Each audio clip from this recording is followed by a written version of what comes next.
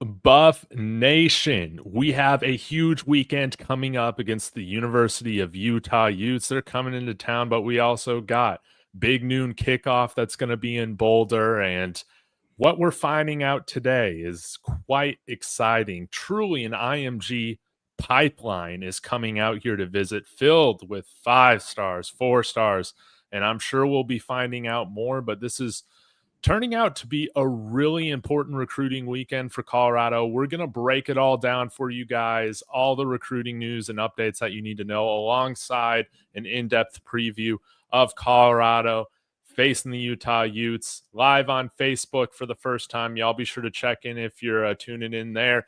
Without further ado, guys, here with my co-host Russ from Buffs News Weekly. Russ, how you doing tonight, man? Man, I am doing great. Like, it is so exciting right now. It just seems like every single day it gets more and more exciting and awesome to be a Buffs fan right now. And after decades of just absolute terribleness and being a laughing stock of college football, we now get the last laugh as we are on top of the world. And I can't wait. How are you feeling this wonderful week, Dave? It's pretty surreal, man. Gotta be honest. I mean, uh, it's just still crystal ball. June was coming later this week. It's fantastic to see. It just feels so good. It feels so good with what we went through last year, especially what we went through last year. People making fun of us, people dropping all sorts of ridiculous, baseless articles and hit pieces on this program, on Coach Prime. He shut up everybody. He shut up all of these people that have said you can only build a college football program one way.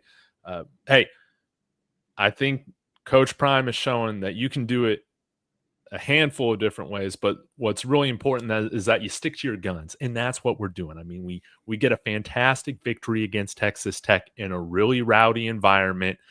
Some calls weren't going our way, maybe some calls weren't going their way, but hey, I think we saw they shouldn't have scored that second touchdown, man. That ball was out. Ridiculous that we didn't get that sort of call. But when you're able to throw trash on the field, Russ, the entire game, again, I got no issue with a rowdy environment to an extent. But I was bummed to see Texas Tech fans saying that the Buffs got a favorable whistle. Have you been watching any of our games this year? What'd you think about that, man?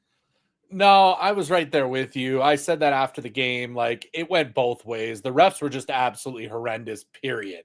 That's the big thing. That was an absolute disgrace of a reffing crew, and they should never ref again.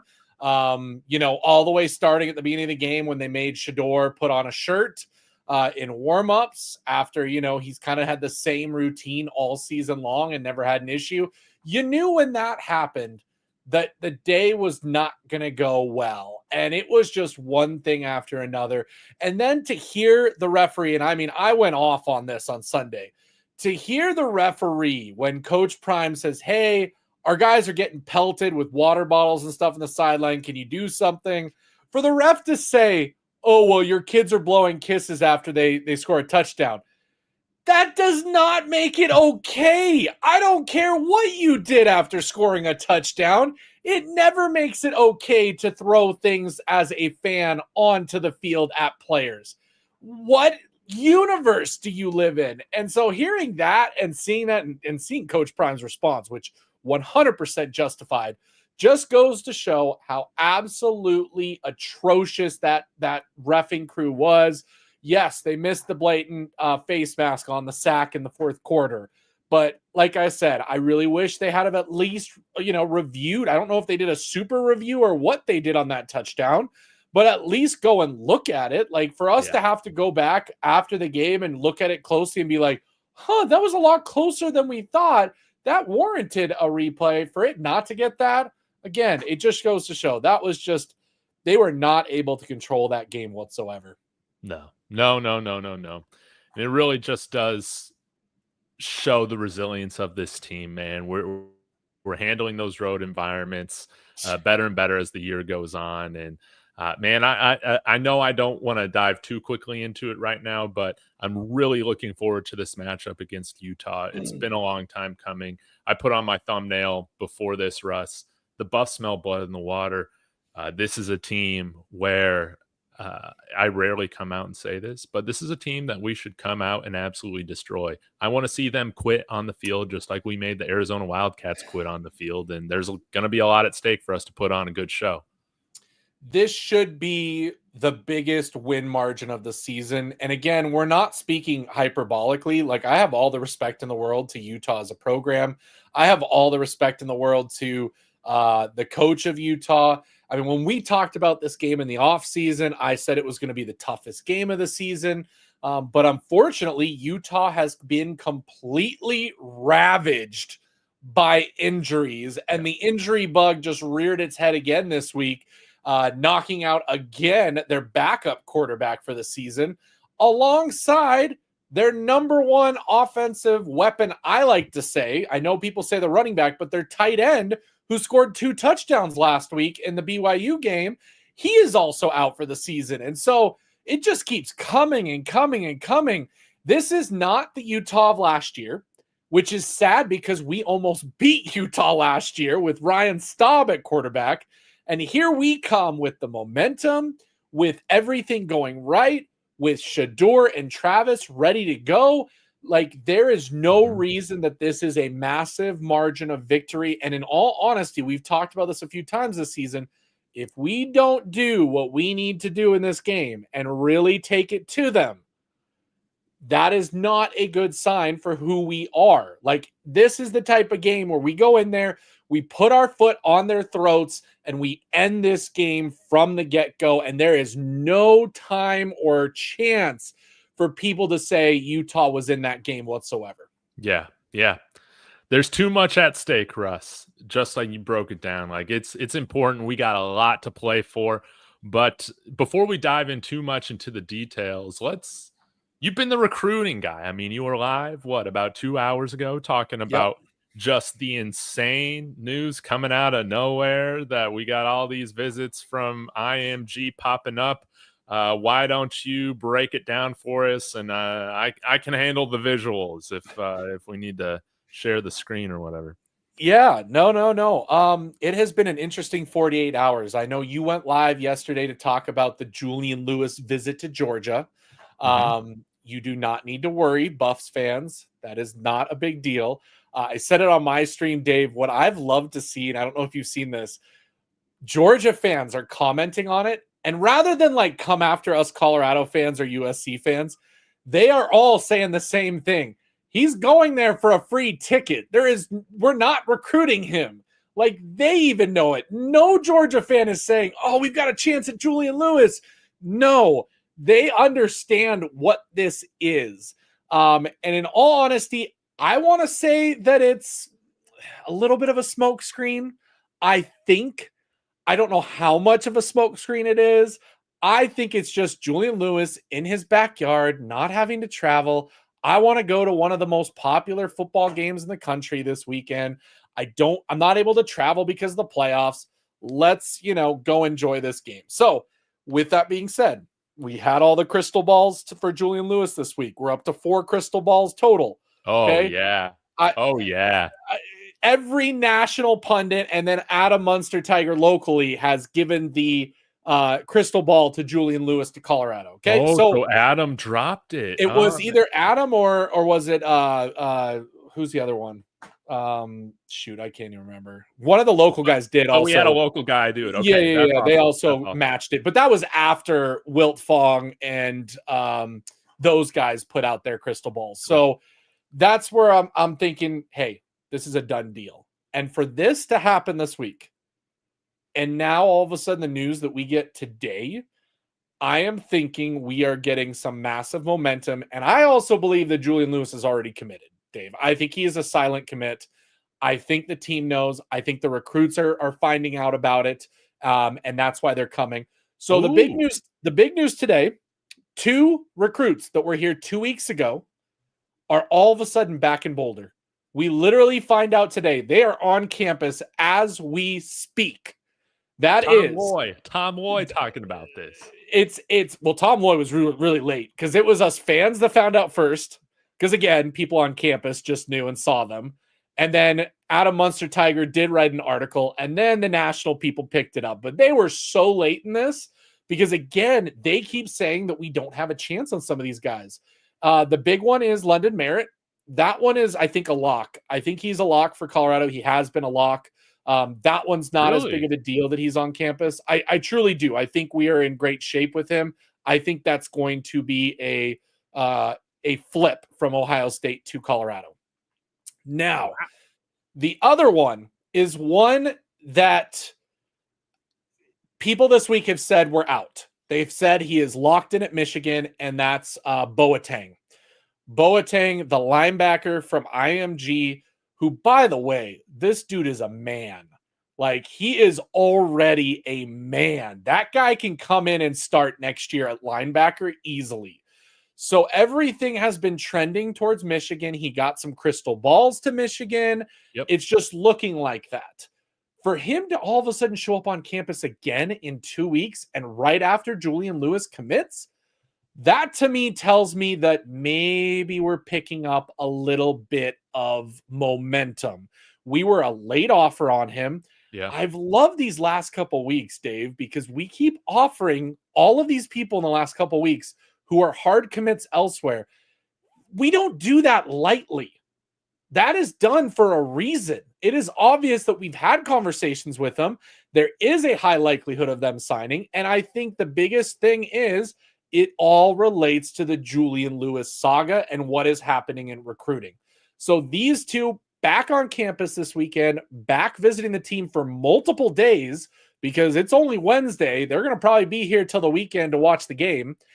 But then the other big breaking news of who is coming to visit this weekend, Michael Carroll, the 5-star number 1 inside offensive lineman guard in the 2025 class, Jordan Seaton's teammate from last season, is going to be in Boulder for the very first time. And that came absolutely out of nowhere. Okay. Yeah, this is shocking, man. This is what we've been talking about. We said this. There is going to be a surprise player that comes out of nowhere. And I've heard a bunch of people, thinking who it was. Nobody said Michael Carroll was going to be that flip. And if I'm being honest, Dave, it is perfect. It is perfect. Because I guarantee you, this guy I've watched his tape. He looks like Jordan Seaton. He plays like Jordan Seaton. He's nasty like Jordan Seaton. This guy can come in and start next year at guard next to Jordan Seaton. And we will have an unbelievable left side of our offensive line for the next 2 to 3 years. Absolutely dominant left side of that line, which again lends to the credence of that line's going to look really good blocking for Julian Lewis. What are your thoughts so far on these 3 recruits? I know you've looked into them in the past, but now seeing that they're back or they're coming to visit Boulder this weekend out of nowhere, what does that tell you with your history and knowledge of everything that's been going on? Man, it's truly exciting, man. And I love the fact that all 3 of these guys that you just walked us through, London Merritt, a top 15 guy at his position. NOB, Boateng, another top 15 guy at his position. Michael Carroll, the top guy at his position. All these guys are IMG players. And then you also have here, of course, somebody that I've talked a lot about over this week, Alexander McPherson. Not as highly regarded as those guys, but man, I would love to have him out here. No doubt about it. I think it is pretty exciting when you have right now, I think Jordan Seaton, obviously starting at left tackle, and he has been fantastic. Phil Oldholt getting these guys right. But you also got Cash Cleveland now I think he should be the starter moving forward, right? And given a scholarship, you can't have a guy like that staying a walk-on. No way. And again, Devin Rispris, George Hageman, like you got guys that have been with the IMG program for a long time that are now on staff here. So it was only a matter of time. But I think with the winning comes the recruiting. If you build it, they will come, right? And again, credit to the guys who came here last year that kind of had to in a sense, have a little bit more belief, behind their decision to come here before the big time results started coming. But now, I mean, once this ball is rolling, I mean, it's hard to slow down the momentum. So, man, I would love to get some of these guys to hopefully flip. I mean, wouldn't that just be absolutely incredible to have multiple blue chip guys come in here, and that's on top of a recruiting class that right now with the certain commits that we have, I'm pretty excited about. Like Chauncey Gooden's another interior lineman that can be a foundational piece in this offensive line moving forward, in addition to a guy like Michael Carroll. And let's not forget also his recruitment has kind of been all over the place, but still a really interesting DB that I hope commits here. But Byron Baldwin, 4-star safety. He has originally he was committed to Indiana, decommitted, crystal balled here by multiple people, then crystal balled back to Indiana, I think a week or two ago. And now he's making his decision or announcement on Friday. And I would imagine that we're still in the running, but I'm not really sure how to read that one. But all that to say, there's just so much more momentum at this point right now than we had last year. And just wait till the transfer portal season hits. We're just getting started. Like, this is ridiculous. I mean, the momentum, like you said, I mean, it wasn't until like after the season that the Jordan Seaton stuff really picked up. And now we've got the Julian Lewis stuff. Brady, I agree. He does look 37 and DeForest. He is a grown man, but we now have all this momentum, and it is simply because they are seeing, and I said this earlier, and I 100% believe it, and I hope everybody else notices this, but Coach Prime does not tell lies. He tells it as it is. Every single thing that Coach Prime has ever said has happened. Okay? The way that he was going to build this team, the way that they were going to perform, the way that they were going to improve, how he was going to go out and get the right people at those coaching positions. They were going to get the right recruits and transfers in this year to improve the team. And what happened? The team has delivered.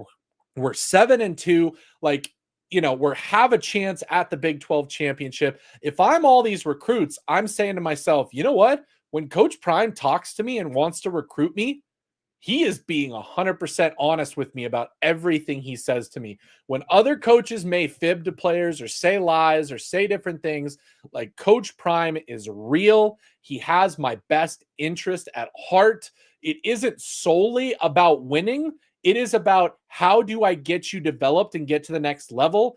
And as a result of doing that, you're going to win games. It's just as simple as that. But it's not, I'm going to win no matter what. And I'm just going to, who cares about development? I just want to win. That's not the case. And so to see what's happening right now with these players, the momentum we're creating, what we're hearing, like, this is an unbelievable time. Like, I can't believe we're having these discussions here at the end of a season while we're sitting 7-2. It feels like an embarrassment of riches compared to so many seasons that we've gone through as Buffs fans, right? It's hard to comprehend it all in the brain, all happening at the same time, man. But I want to get to these super chats here really quick, Russ. Again, thank you, Coach Barry, for the kind donations. He's saying here, Cash Cleveland tagged Seaton and reached out to Michael Carroll, another IMG player. We also got Brett Colajay in the class of 26, and that would be fantastic if we can get his commitment down the line as well. You know, a Matt McChesney guy, which is always really cool. Colorado kid. Love to see that. And then, of course, Coach Barry keeping us up to date here. Again, thank you so much. Brendan Rose out for the season due to injury. That's right. It's going to be the Isaac Wilson show, and we'll get to the preview here after we finish up the recruiting stuff. But yeah, what if I told you Isaac Wilson was the most accurate passer on the Utah Utes this season at a nice 55% completion percentage? That is the case right now. So, yeah, things I think are lining up for the Buffs. I think we smell blood in the water. And on the recruiting end, I mean, it's going to be really important for us to go out there, put on a really strong showing. And again, like these guys are seeing now, BJ Green being talked about all the time, right? You're seeing Arden Walker, Samuel Okunloa get their flowers as well. Taj McCoy has kind of been one of our poster child or children on the team, so to speak, for just the development of just 3-star guys with how he's been playing. And so I bet some of these IMG guys can see not only can you come to the Big 12, dominate, like Shedeur Sanders and Travis Hunter can and go to the NFL, but I think it lays the groundwork and shows how if you choose to come here, you're going to be one of the most watched teams in the country. We're the only team to be on network television the entire season long. And this is truly just the baseline for where we're going to be going. And I think that there's a lot of power here that Coach Prime holds. He's like the kingmaker, man, with this thing now truly moving in the right direction. You got the results behind it. Now you can't really shit on it, right? I mean, what are people going to say? Oh, well, you won't have Shedeur next year. Okay, like we know that. But we've seen, I think, and you'll see it through the recruiting, that we're going to be able to build a complete football team. The results are there now at this level. And once he returns, once he's still here in January, then people will stop talking about, oh, man, he's going to leave to play with his kids, right? That whole thing's going to go out the window here real soon. Yeah, and I mean, to comment on a few things that I've been seeing going on in the chat, the super chat in regards to Brett Koleje, Matt's been talking about him this week on his show. Yeah. Says that the recruiting effort for him has gone through the roof.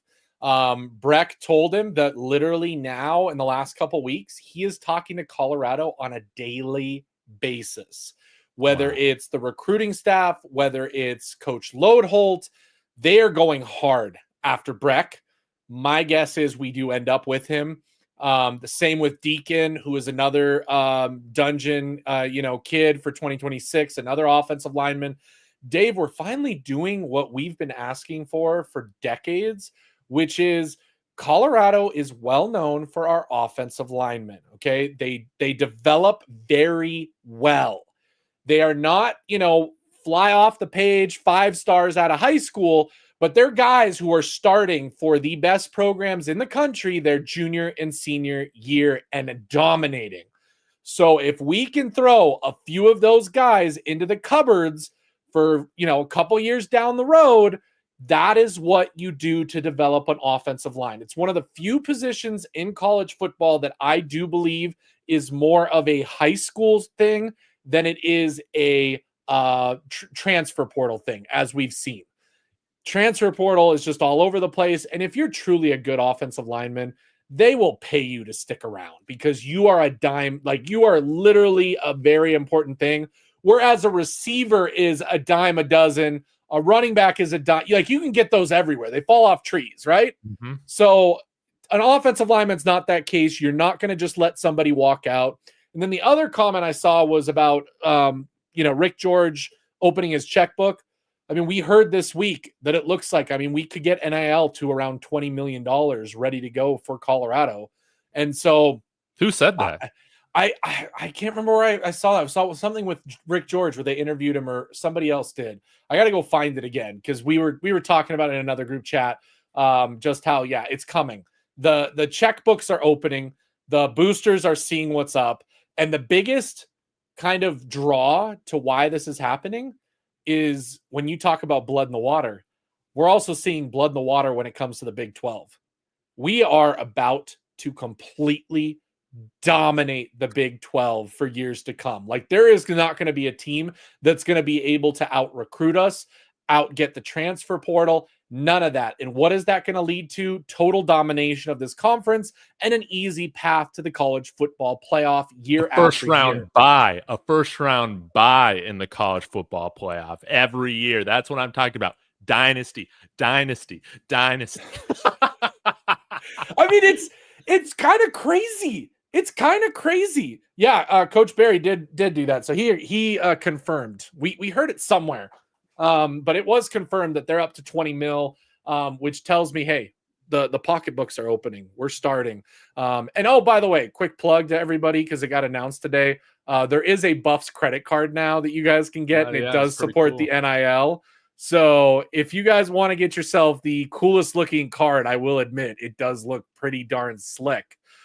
You do support the NIL with every single swipe of the card, 4 cents back. That's pretty darn good.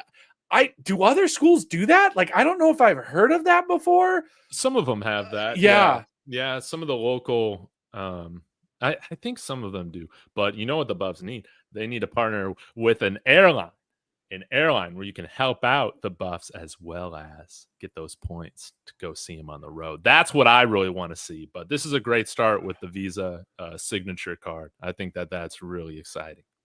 Yeah, we have some exciting stuff happening. What's absolutely crazy right now is just, I mean, this momentum. I mean, does everybody in the chat feel it? I mean, do you feel it right now? Like, this feeling as a Buffs fan, like, there's one thing, that feeling we got after the TCU win, it was like, here it is. It's finally happening. We're back, and then the rest of the season, just up and down, off season, always getting the crap from other teams that, we're not going to get this player or whatever. USC fans all summer saying that we have no chance at Julian Lewis. And of course, Dave, I'm sure you've seen that they've been pushing that goalpost the last week when it comes to him flipping. It's just been a fun time. I can't believe this is real life. Just to see, man, the football gods reward Buff Nation this year and punish FSU for their arrogance and USC for their arrogance. And, it's a beautiful thing. It's a beautiful thing when you start seeing Trojan fans saying, oh yeah, this guy's not coming to us anymore because he wants to chase the bag. What? Are we really going that direction, Trojans fans? Nah, man. Sometimes I hate that when people talk about recruits this way. They're just using so-and-so for clout. Oh, they're just using so-and-so so we can get a bigger bag. No, man. Sometimes you just want to go to a better program. And right now, Colorado's on the rise. I do need to get to a couple of these super chats, Russ, and then maybe we comment on these, and then since we're about halfway in, we can get into our Utah preview and talk a little bit about that. First, shout out to Chairman A. Really does mean a lot. Sending the $10. Says shout out to Dave and Russ, man.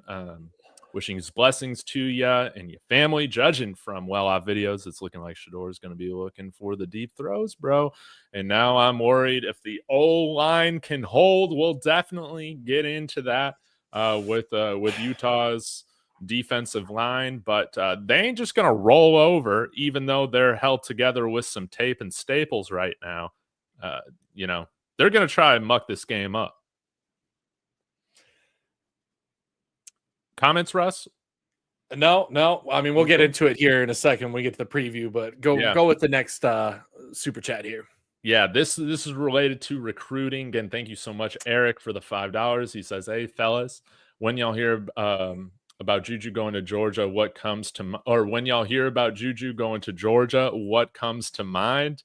Just that he's from Georgia. It's not too far of a drive away. like really, that's kind of what I make of it, man. Their quarterback room is loaded right now. So I don't think he goes or says he's not going to Georgia because he's scared of competition. I'm not one of those guys. But Georgia has a lot of ground to make up, basically not recruiting him over this past year or so.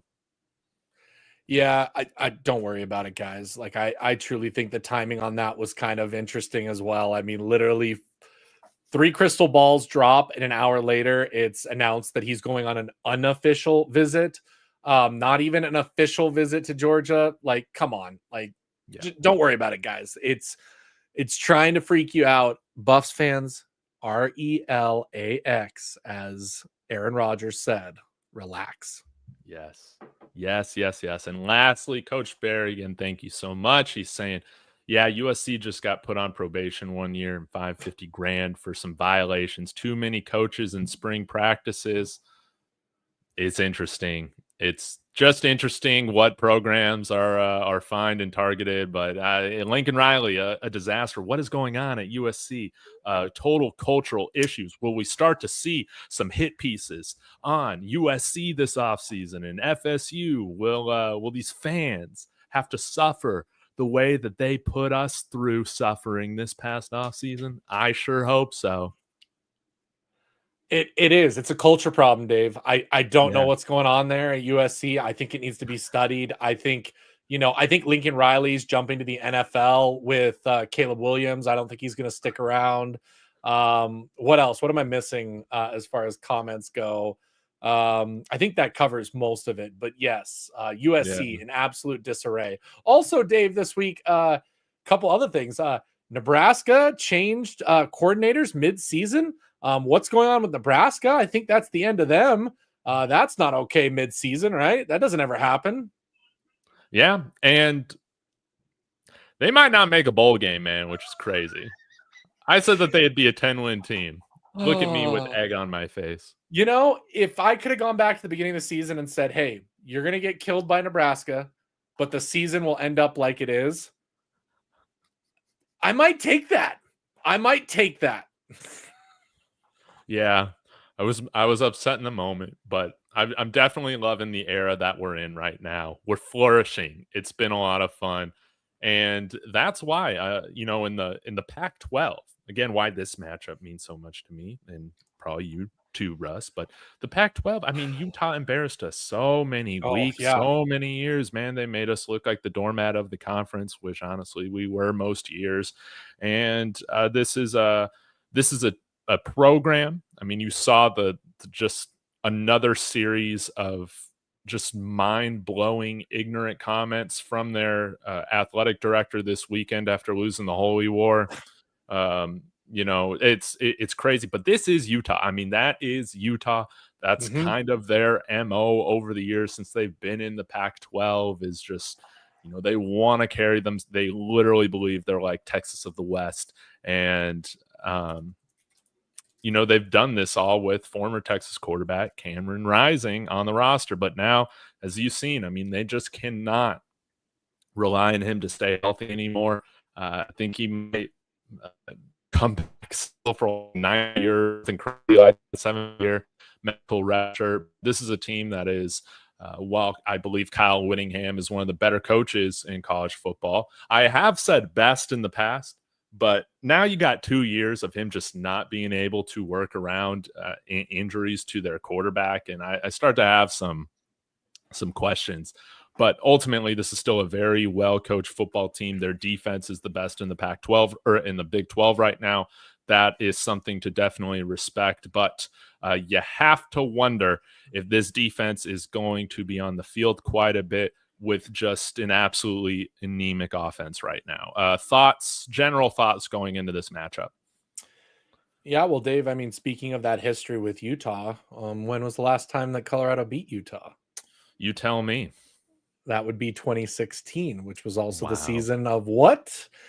Hey, it was the rise, right? It was the rise. That's what I'm talking about, baby. That victory helped us, kind of walk into the Pac-12 championship. Now, did that go very well? No, it didn't go very well at all. But the fact is that the last time we did this, it was a very, very big deal to beat them. And so I'm ready. I'm ready right now. The last, decade of games against Utah, we have one win against Utah. in a number of competitions. So it's no slouch to beat them. And I agree with what you said. The defense is going to be very good. That defensive line is very good. Injuries are eating away a little bit at their secondary. So maybe that helps. I really do hope. But again, I'm optimistic after last week.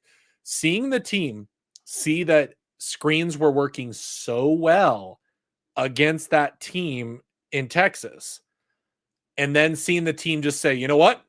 All screens. We're just going to throw the same thing over and over again. And as long as it keeps working, I have a feeling that they can adjust. And what worked last year for Staub was the short passing game. Mm-hmm. Get rid of the ball, get the ball out of the quarterback's hands, use your playmakers against that secondary, keep the defensive line out of the game and see what happens. And really, truthfully, if I'm being honest, we won that game because, the refs took away both those touchdowns to Travis. But you got Staub playing quarterback last year. I'm feeling pretty good about Shedeur being in this game finally and us being somewhat healthy. I will put that in asterisks because it seems like more and more players are getting injured without us really knowing. Yeah. It's again, I feel like their defense, they're gonna try and muddy the waters here, make this a low scoring affair, just like you saw in the Holy War, which I hope some of you guys stayed up late to watch it Saturday night. It was a great game, man. It was really awesome. Even though it benefited Colorado, I think for BYU to lose, I'm not lying to you guys. I was cheering for BYU to come back and beat the Utes. Not lying at all there, but they have a very strong defense. They're still playing for bowl eligibility, so it's not like this team has completely given up. Right? They still have bowl eligibility available, if I'm remembering correctly. Yeah, 4 and 5. Yep. So they need to win 2 out of their last 3 to get to bowl eligibility. And, they come in here, honestly, with no pressure. I mean, I imagine that they're going to be a double-digit dog by the time Saturday rolls around. I think, right now, it's like a 9.5 point. They're 10.5. It's 10.5 now? Okay. Yeah, the last time I looked, it was 10.5. It's double-digit. Yeah, and again, this is they're so bad on the offensive side that it doesn't even really worry me that their defense is probably going to be able to stop our offense on some of these drives. But again, with how our defense is coming together, with the next man up, Deion Hayes is out, no biggie. Shane Cokes is out, no biggie. We went up against one of the best running backs last week and shut him down until, honestly, it was kind of garbage time. Not totally, but it was like half garbage time there in the fourth quarter where he started getting going. But ultimately, I thought our defense played really, really well. And I think that this is a matchup to where my expectation is that we're forcing a handful of 3-and-outs with that Utah offense. And while that defense might start out strong, and they're used to the altitude, if the time of possession is going to get out of whack at some point in that game, that's kind of when I see Colorado pulling away. I 100% agree with you on that assessment because I think that's exactly what we're playing for this weekend. Utah's offense and how good our defense has been playing, those combination, there should be no excuse for our defense to have probably their most dominant performance. And outside of those 3-and-outs, I believe that we're going to see a lot of turnovers. I think we're going to see a lot of turnovers. I think we're going to get to the quarterback a lot because Isaac Wilson is, I think, a little bit different than Brandon Rose was. I was a little worried about Brandon Rose. He's a little bit speedy, could move around pretty well.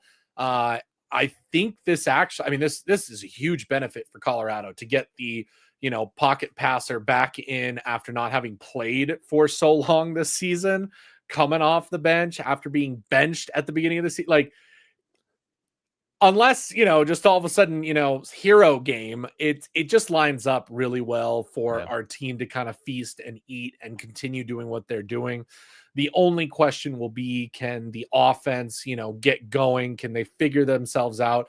Can they not get in these ruts that we're seeing time and time again? The offense is very feast or famine. It's like up and down. Like it's up for a couple drives, score, no scores the rest of the game. Right. No score. Now score out of the second half. Like we just go, it goes in bunches. And I want to see a performance from us where we don't do more than 1 3 and out in a row, where we're getting multiple first downs, where we're driving the ball down the field and ending with points almost every single drive. That's what I want to see out of that offense. And I think we're going to see it this week. I think they're going to figure it out. I think that, the offensive players are going to have a really good night. I think Travis is going to have a really, really good night and a bounce back performance. I think that Isaac Wilson is dumb enough to throw at Travis Hunter at least a couple times on Saturday. Can we hope for that? He needs some more interceptions to his Heisman resume. That needs at least 1 or 2. Although, last week needs a pick 6. Oh, pick 6 and he wins the Heisman. Right there. The Heisman, it's as Coach Prime would say, it's chilling at the crib waiting for him when he gets home. Like if he gets a pick 6 at any point in the next 3 games, the Heisman is Travis's 100%.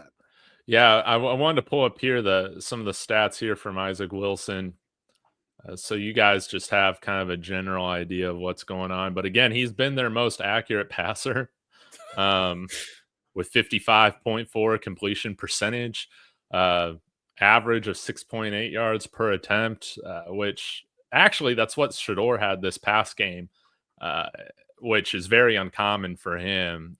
But again, due to just tearing up those jailbreak screens and stuff like that. I mean, Will Shepherd was just on a roll, right? LeJontay, Travis, they all had their moment in the screen game, but 8 TDs to 8 interceptions. He kind of, he's a true freshman, 4-star rated guy, but definitely a little raw coming in and might not be his brother, might not be his older brother at BYU, and has shown himself to be quite turnover prone, as well as this is something to take note of.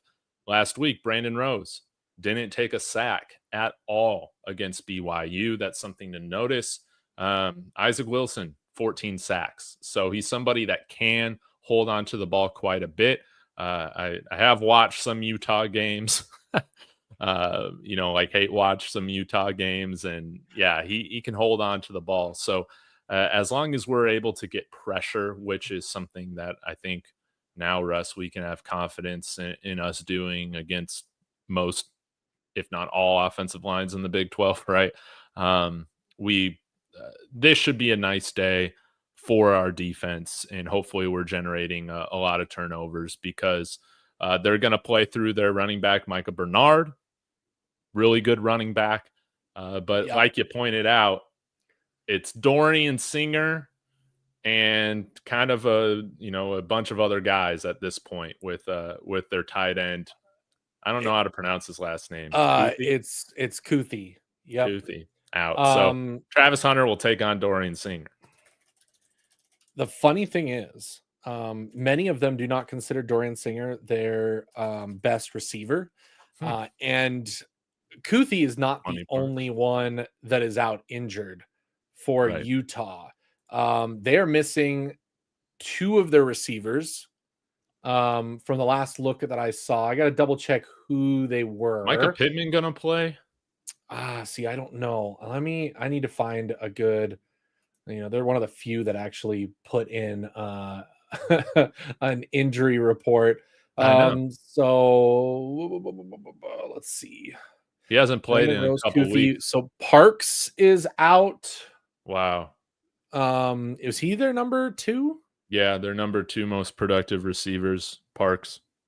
Yeah, their receiving core is just completely decimated. They've got a running back, and that's about it. So Parks is out. As far as who else, they're starting cornerback, I believe. Kay Johnson is out. And then, yeah, 3 quarterbacks are showing up as injured, but I guess Isaac Wilson is healthy enough to play. That's something to keep an eye on. He's a little bit banged up as Yeah, well. he's taking a lot of hits. So can you imagine? Like, we get a couple sacks on him and they knock Isaac Wilson out of the game? Like, who's their 4th string quarterback? Is it the water boy? Like, Maybe at that point, I wonder if that dude that played us last year is still on the team. Wasn't he a walk-on quarterback? He might I have think he graduated though, was. but Yeah. that was tough. But Oh, yeah, if Wilson goes down, I imagine you're just going to see a lot of running, yeah. regardless Well, of the score. and we saw that last year. Which, by the way, again, let's remind everybody in the chat of how bad that game was last year. Oh, man. They had 53 attempts and were averaging over 5 yards a pop on 53 attempts. It's crazy. Like, are you kidding me? Like, They got the ball with like 8 minutes left or something and ran out the clock. Like, that whole game I was watching, I was like, this is embarrassing. Nobody's stopping. Like, we know the run is coming. We're bringing everybody up, and they're still pushing us back. Mm-hmm. That's absolutely ridiculous. Yeah. Yep. And right now, they're still very reliant on the run game, 150 yards. Where does that rank on them? The ground? Say what? Where does that rank them if you filter by that? Where does that put them? So kind of middle of the pack right there. Okay. But they might be last or second to last in passing. No, I guess, wow, there are some bad passing teams. Okay. So they're right around Kansas State with 212. Yeah, let's not make Isaac Wilson look like Avery Johnson did against us, right? That needs to be a goal. And I don't think that'll happen. I think it's a much different team than what we played against Kansas State. Like, I would love somehow for Kansas State to get back in that conference championship game to get a rematch against them, especially if we had a healthy Travis and Jimmy, playing for that game. I can only imagine how angry our team would be to play them. Like, that would be the ultimate, rematch, because I think that team would go in with a little bit of chip on their shoulder. But honestly, Dave, I looked through this conference. I've been watching these games. Nothing impresses me right now. Like, there is not one thing in this conference that impresses me.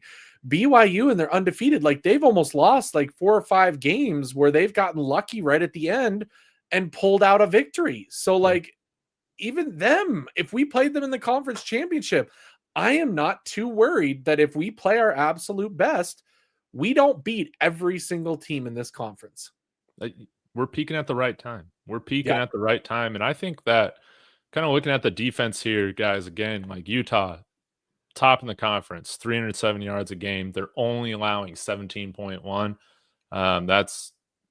It's going to be interesting to see how this defense matches up against our offense. But I really think that this is a statement game for our offense, man. Like, I'm expecting us to still put up some points, man. And like, truly, I want to see them, like you said, come out and play a complete game of football where all 3 phases are showing out, because it's going to help with the college football playoff rankings. It's going to help, again, obviously getting the dub towards the Big 12 title game. But then also, you got a handful of blue chip recruits in town for this weekend. It's a huge showcase. You want to show Utah who the daddy in this new conference is, and Utah might have been the daddy in the Pac-12. Yeah, but it's over. Yeah, but this is a new era. And it's time for the black and gold to make a statement. So, like, their defense, no joke. They're going to try and muddy things up, like I've been saying. There might be some drives that we have in which that, totally stall out. But my expectation is that this offense, I believe they totally knew how they left so many points on the board last week in Lubbock, Russ.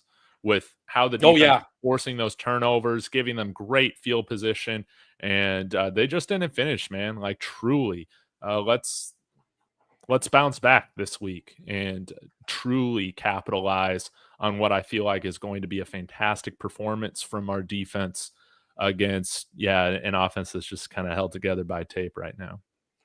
And just real quick, in case people are wondering, a little bit of a weather report for Saturday. Yeah.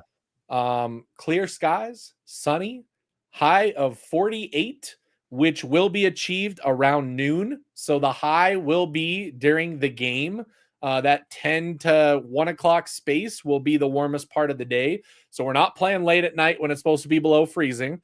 It's going to be decent. And you and I know, as Coloradans, we know that a 50-degree weather is actually pretty darn nice. It is not the 50-degree that people in the South deal with, where it's wet and gross and really cold. No, it is a nice day.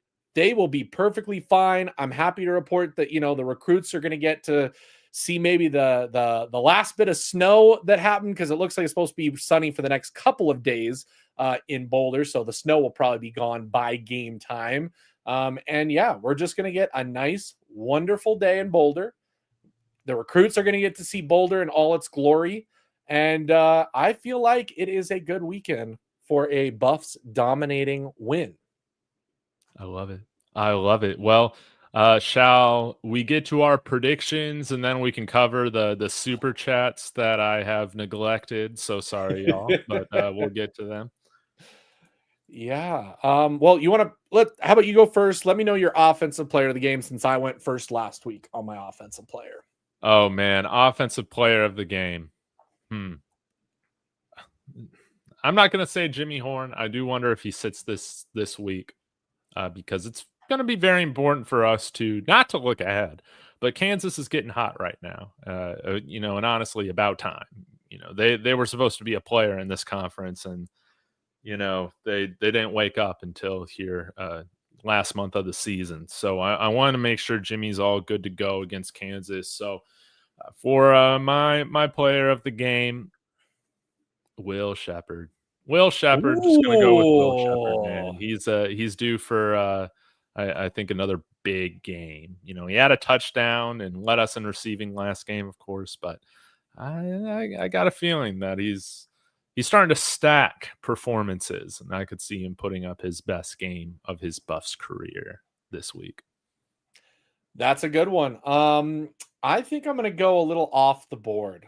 I think that we are going to do so well on Saturday that my player of the game is going to be Isaiah Augustov. Let's go. I think that the running game is going to get going late in the game to kind of run things down. He's going to get the ball a decent amount on Saturday. And my prediction is we have our first 100-yard rusher on Saturday. Beautiful. I love to hear that. Okay. What about defense? Is there a guy on defense that is your player to watch? I mean, this is so difficult, because we could every week we could name 5 guys that had a great game. Like last week, Cam Silman Craig, Taj McCoy, Sam Okunlola, BJ Green, Nikai Hill Green had the ridiculous interception.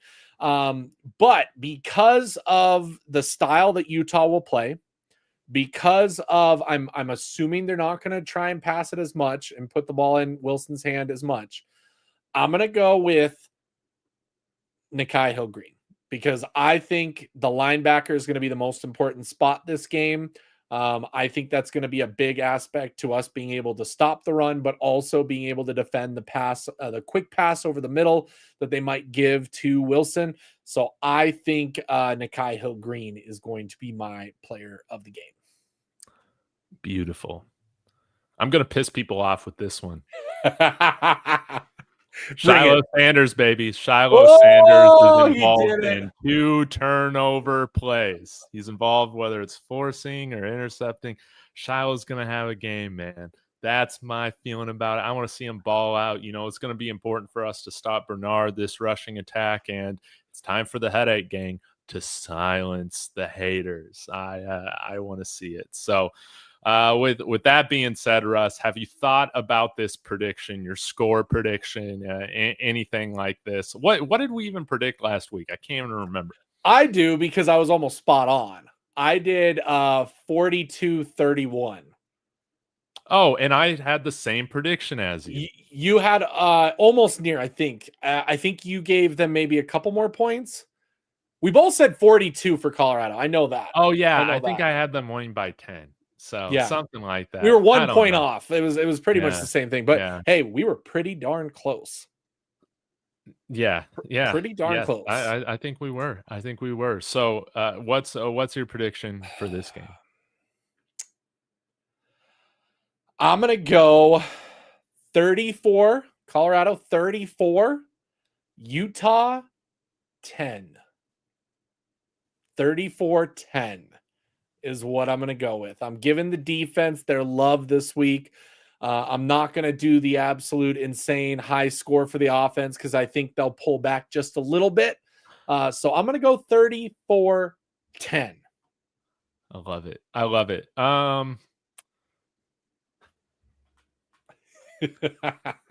Screw it. I feel like I'm always around like 31-0 Buffs. That's just what I'm gonna do. What? I mean, I would love to see us just finally pitch a shutout against the Utah Utes. This is the week to do it. Am I giving no respect to Utah? This prediction definitely does reflect no respect. And I want to see the Buffs come out and dominate. So going out on a limb on this one, Buffs, come on. There's too much on the line with the recruits, the college football playoff, all that. And now you can't have Dave with egg on his face next week if this thing gets out of hand. Whatever, we're going to score points. They're not going to score any. That's what I want to see. If that happens, if they get a shutout, okay, we've got to do a post-game show and just have Dark Side Dave going off for like about an hour, because that's going to be quite a sight to see, if I'm being honest. Yeah, this isn't my most, like at certain matchups, I get a little bit more analytical, take off the gold-colored glasses. This is not a show for that, man. I got a real axe to grind with Utah, and I really hope the Buffs take this matchup to heart and go out there and knock them down, man. Make them quit, just like we saw the Arizona Wildcats quit on the field, man.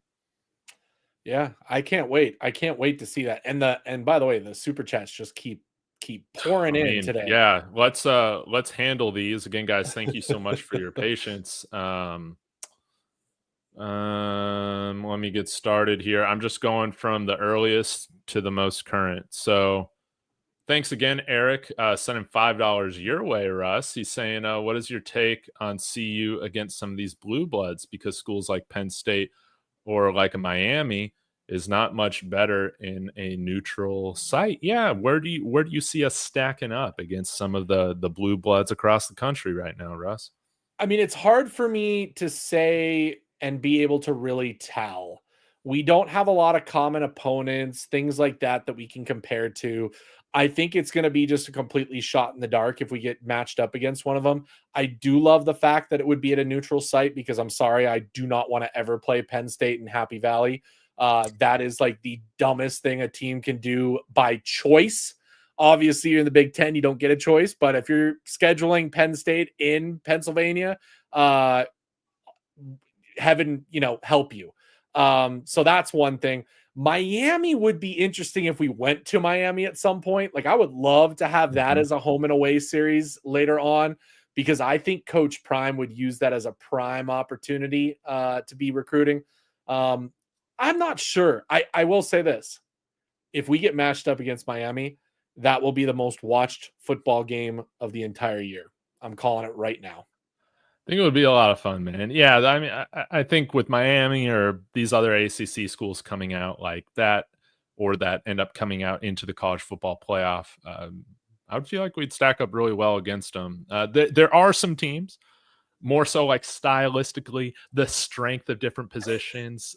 Like I still think like a Georgia, a Texas, or like an Alabama or whatever would absolutely obliterate our offensive line right now. And so some of those defensive heavy teams do worry me in terms of like our ability to keep up. But I will say this, Russ,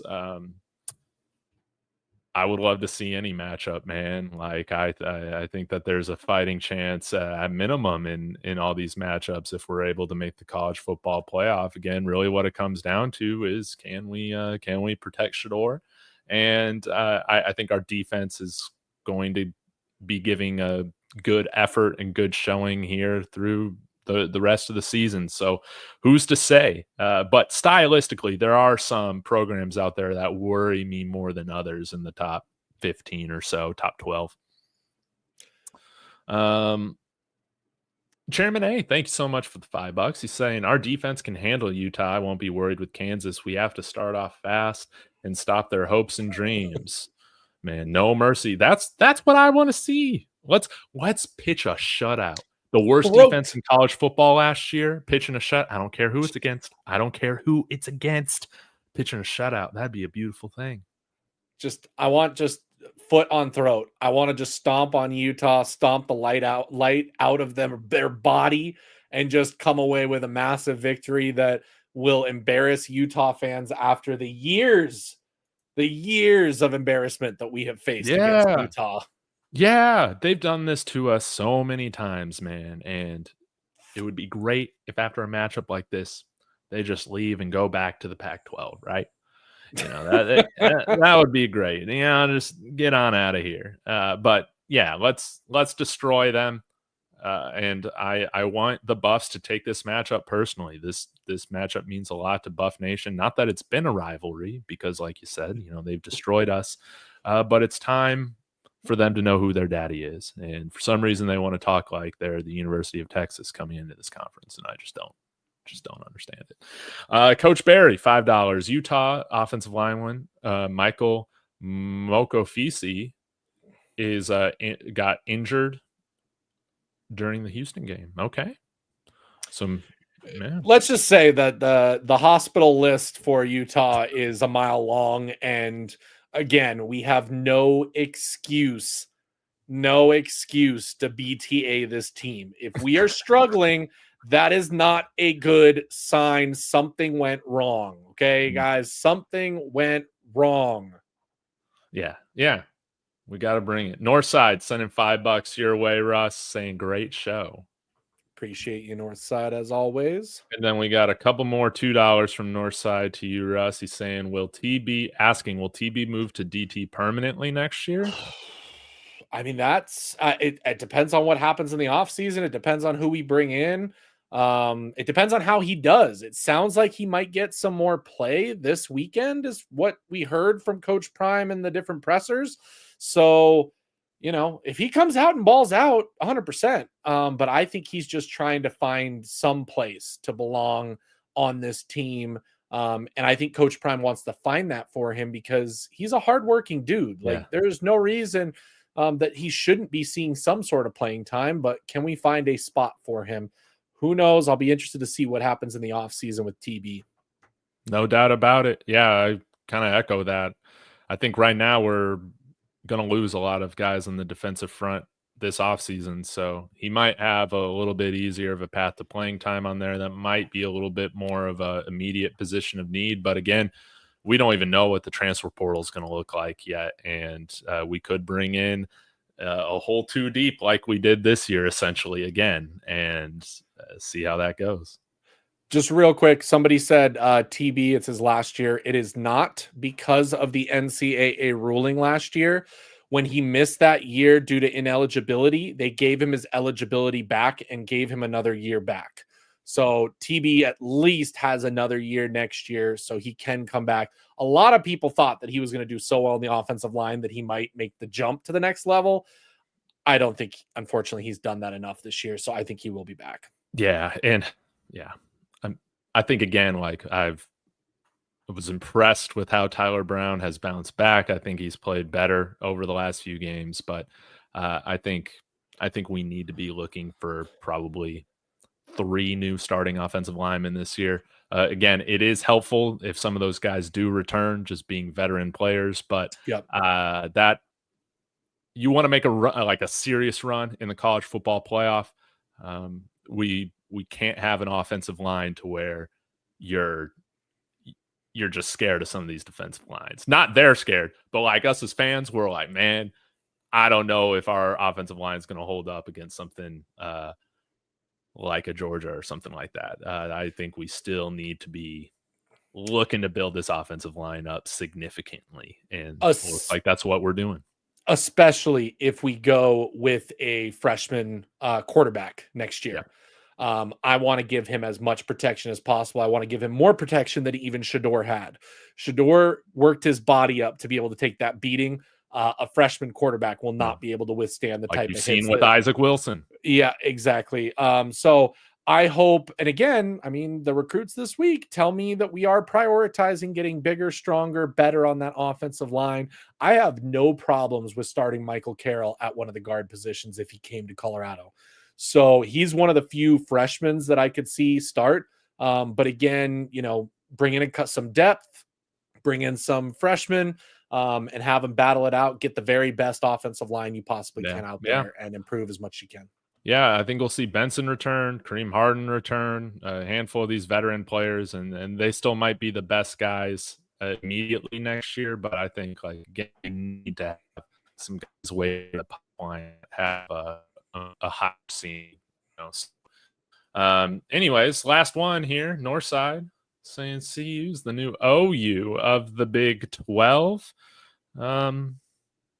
I mean, OU had a pretty nice run here in the last decade here in the Big 12, and that would be nice. It would be nice, and I think that this recruiting weekend could put us in that direction quite a bit if all goes how we hope, right? Yeah. Looks like there's 2 more super chats. Oh, thank you. Coach Barry and Harambe. Yes, Harambe. Thanks again for the $2. Is it confirmed Preston Hodge tore his ACL? I haven't heard anything about that. Has Adam or any of the beat reporters talked about this? The rumor is because in the most recent Reach the People video, Preston is seen in the back, he's wearing his uniform, but he's not wearing the practice gear, and he has a massive brace on his knee. And it looks like the type that you would wear if you were waiting for ACL surgery. But again, we can't speculate. A lot of people are saying that, yeah, he tore his ACL because of that. There hasn't been public confirmation of that. So I won't speculate on that. We know that obviously something is ailing him, and we're not sure if he's going to play this weekend. But as we know, Coach Prime keeps those injuries close to the chest, and we never find out anything. Don't expect to get that confirmation until you see a Preston Hodge post in a hospital. Yeah. And I imagine if, again, like Utah, I don't think they're going to do a ton of like spread sets against us. We'll probably see a lot of 22 personnel sets. But hey, if they are bringing a third wide receiver out there, maybe we see a little bit more of Carter or Colton Hood, some of these guys. But yeah, I wonder if this is more of a game for Carter Stoutmeyer, if they're going to be a little bit more tight end heavy. We'll have to see, but hopefully it's not that serious for Preston and we can see him on the field again later this year. But I think we do have some guys that can step up and play pretty well. But it's going to hurt not having him this week because he's been really good for us. Coach Barry, again, thank you for the $5. He says, let's hear it for Travis's brother, Travis Hunter, 5'7", 135, making noise as a high school sophomore. Not as tall and heavy as Travis yet, 6'1", 185, but he may get there. Yeah, put him on some steroids, man. He might get there. I just love that their family named their kids this stuff. Like, Travis, man. What are you doing to these kids? Does he play both ways? I don't know. I've seen some video of him. I really like what I saw. I think he's going to be a pretty good athletic wide receiver. Whether or not, he gets up to, 3-star, 4-star, whatever that may be. My bet is that he'll end up with Coach Prime at Colorado at some point. Man, well, wouldn't that just be great? Maybe wearing the number 12. might be an option for him. Yeah. Well, Yeah. or then again, I mean, Dave, let's be honest. I think we should be retiring 12-2 after this season. That's what we For should be Colorado. doing. If Travis wins the Heisman, he's getting his jersey retired. Yes. Got to retire it. Hey, and who knows? Definitely got to retire it if we go on to win the national championship, but hey, let's dream big, baby. Let's just enjoy this year. Russ, thank you so much for joining me.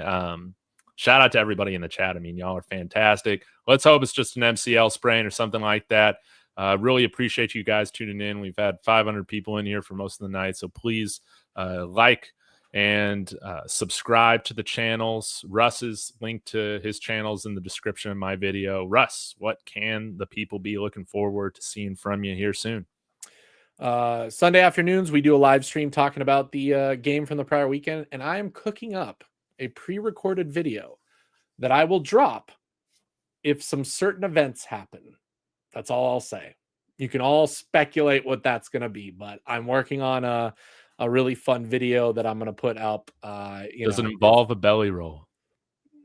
It might. I might have to do one too.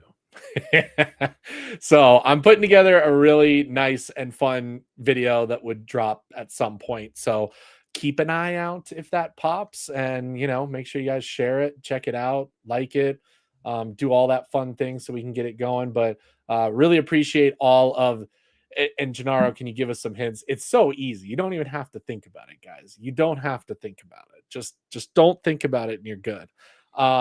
But yeah, appreciate you guys. Love the support.